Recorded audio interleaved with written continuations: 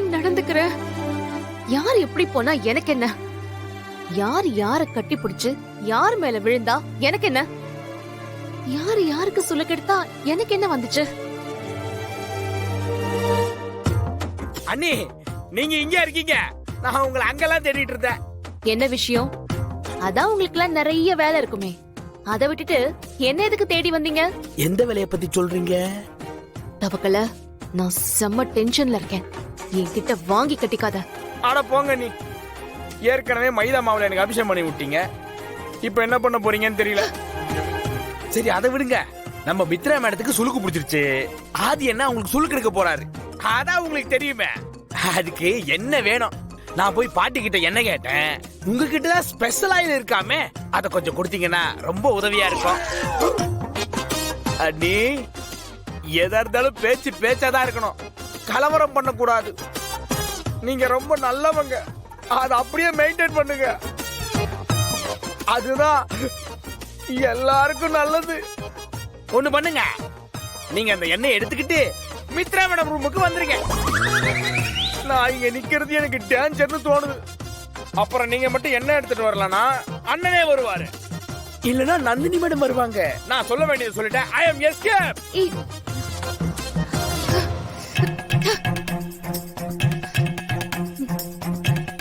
நான் எதுக்கு எண்ணெய் எடுத்துட்டு போனோம்? அதெல்லாம் ஒண்ணும் முடியாது. யாரோ என்ன வேணாலும் பண்ணிட்டு போட்டோம். பேசாம எண்ணெய போய் கொடுத்துட்டு வந்துருவோம், இல்லன்னா மறுபடியும் அந்த தவக்கல வந்துருவாரு. ஏதாச்சும் பண்ணி சீக்கிரம் சரி பண்ணி விடுங்க, என்னால வலி தாங்க முடியல. கீழே விழுந்தப்ப கூட எனக்கு ஒன்னும் தெரியல, ஆனா இப்ப வலி தாங்க முடியல. கீழே விழுந்தப்ப எப்படி தெரியும்?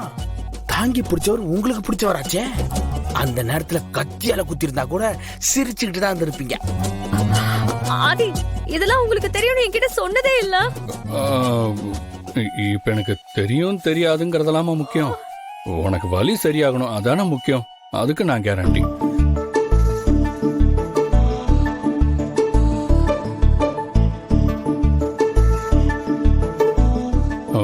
மித்ரா, உன் உடம்புல இப்ப எந்த இடத்துல சுளுக்கு இருக்கோ அந்த இடத்துல வலி போற மாதிரி எண்ணெய் ஊத்தி மசாஜ் பண்ணி அப்படியே அந்த சுளுக்கு இருக்கிற அந்த இடத்த புடிச்சு இழுத்தோன்னு வச்சுக்கோயேன், சுளுக்கு டக்குன்னு காணாம போயிடும். எவ்வளவு நேரம் ஆனாலும் பரவாயில்ல, நான் சரி பண்ணாம போகவே மாட்டேன். அதெல்லாம் சரியாதி.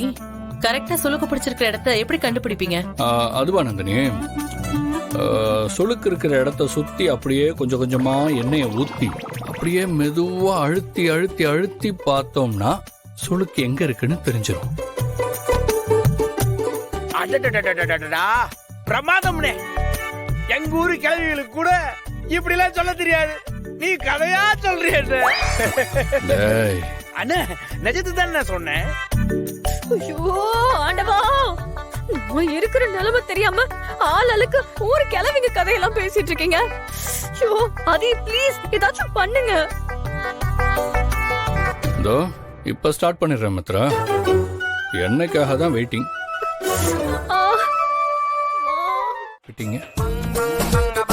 பாரதி, நீங்க மட்டும் அப்படி பண்ணாம இருந்திருந்தீங்கன்னா நானே மித்ராவுக்கு கேரிங்கோட கையில எண்ணெய ஊத்தி நல்லா குழைச்சு அப்படி இடுப்புல தடவி பிரச்சனைய சரி பண்ணிருப்பேன். நீங்க கரெக்டா பிளான் பண்ணி கெடுத்து விட்டீங்க. சார், என்ன சார் பேசுறீங்க? பிளான் அது இதுன்னு நீங்க சொல்ற மாதிரி நான் எதுவுமே பண்ணல. நான் என்ன எடுத்துட்டு வர்றப்போ ராஜேஸ்வரி மேடம் என்னன்னு கேட்டாங்க. நான் அவங்க கிட்ட விஷயத்த சொன்னேன். உடனே அவங்களே மித்ரா மேடத்தை பாக்குறேன்னு சொல்லி வந்துட்டாங்க. இதுல நான் என்ன பிளான் பண்ணதை நீங்க கண்டுபிடிச்சீங்க? அப்படிலாம் பண்ணணும்னு எனக்கு எந்த அவசியமும் இல்ல சார். அப்படி சொல்ல வரீங்களா? அப்ப நீங்க எதர்ச்சியா ராஜேஸ்வரி பாட்டிய பார்த்து மித்ராவுக்கு இப்படி ஆயிடுச்சுன்னு சொன்னீங்க, அவங்க உங்க கூட வந்திருக்காங்க, கரெக்டா? ஆமா. இந்த விஷயத்துல உங்களுக்கு வேற சந்தேகம் வேற இருக்கா? நான் யாருக்கும் நடுவுல குறுக்க வரமாட்டேன், யாரையும் பிரிக்கவும் மாட்டேன். அது எனக்கு தேவையில்லாத வேலை. இல்ல, நான் தெரியாம தான் கேக்குறேன். ராஜேஸ்வரி மேடம் வந்து பாத்துக்கிறேன்னு சொல்றப்போ இல்ல மித்ராவை நானே பாத்துக்கிறேன்னு சொல்லிருக்க வேண்டியதானே? உங்களுக்கு கிடைச்ச சான்ஸ மிஸ் பண்ணாம சுளுக்கு எடுத்துட்டு கெமிஸ்ட்ரிய ஒர்க் அவுட் பண்ணிருக்க வேண்டியதானே? ஓகே ஓகே, இப்போ எதுக்கு நீங்க இவ்வளோ டென்ஷன் ஆகுறீங்க? எனக்கு எந்த டென்ஷனும் இல்ல சார்.